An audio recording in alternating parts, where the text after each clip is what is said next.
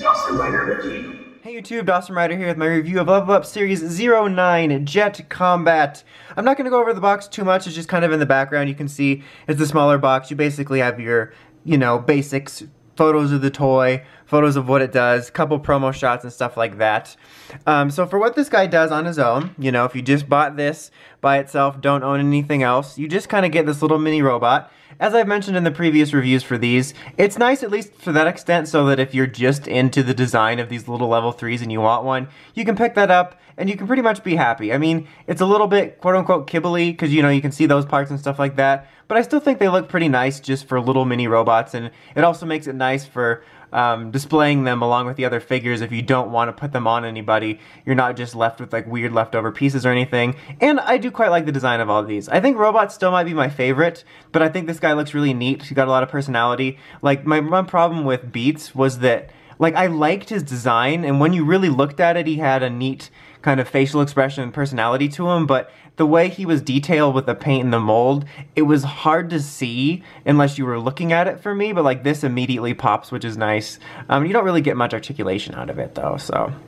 That sounded like a weird way of saying that, like, well, there's no articulation, so done. No, but yeah, so that's what it does by itself. So all you're gonna do for setting up for these is basically just the same as you always do, is you're gonna basically gonna open them up and turn them upside down. So open this up and sort of flang this around. I don't know why that happened. Fold these out, sort of like shoulder pads, and then this is going to be the head. And then we're going to stick it on top of Snipe. Ordinarily, Snipe has that little wisp of hair right there, which, let me get the camera, it goes down, and you're going to want to flip it up so it sticks up, so you can put this on easier. A little while back, he fell down off the display, and this little piece went missing. I have no idea where it is. There's like a 30% chance, no, 45% chance it was like vacuumed up. I hope not, but that's why he's bald. So he's like got male pattern sniper baldness. I don't know. That's what he gets for having that douchey streak in his hair, I guess.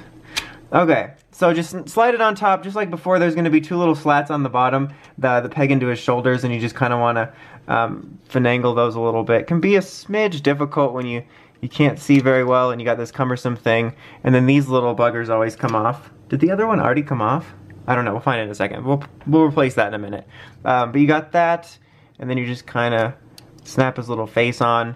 And then these do come around like always, where you slide it around and secure it on the side. And just be careful. There you go. And then these will slide around so that you can grab them, which is neat. Honestly, I think this is the neatest one in certain respects in terms of the transformation. Oh, sorry, I went off camera for a second. Just because I think that's really cool, the way that the cannons swing around and then you can just pick them right up. It just, I don't know, it's just kind of neat. I like it. It really just kind of takes home the way it transforms, the way you just sort of turn them upside down. So I don't know where the other one went to. It might have been missing since the beginning. These little pieces, sorry, way blurry. Way blurry. Sorry. These little pieces, I kind of wish they didn't exist. They're always falling off, and that's one of my little problems about this line with a lot of them, is whether it's when you're transforming or even there's just pieces that are straight up delicate when you're moving it around will always be falling off, and it's really annoying actually. But the other piece might have been missing from the beginning because I've been having problems keeping them in. But there you have, that's what she said, sorry. There you have Jet Combat. I think it actually looks pretty good. I still have a few reservations about this line just because, like, I always get a hard time talking about this just because I understand they kind of had to do it for engineering, but like just some of the aspects of it, they don't look the best. And things like putting this over here, now you can't move his head, so that kind of takes away some of the articulation for the figure.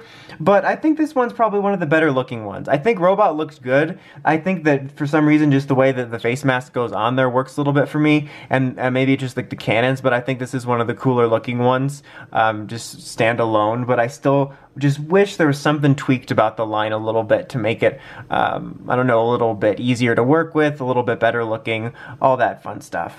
But anyway, that's pretty much it. Until next time, make sure you have the Crazy Podcast for WritersRangersRambles.com, and of course, don't forget to like, comment, subscribe. Till next time, Dawson Rider, signing out.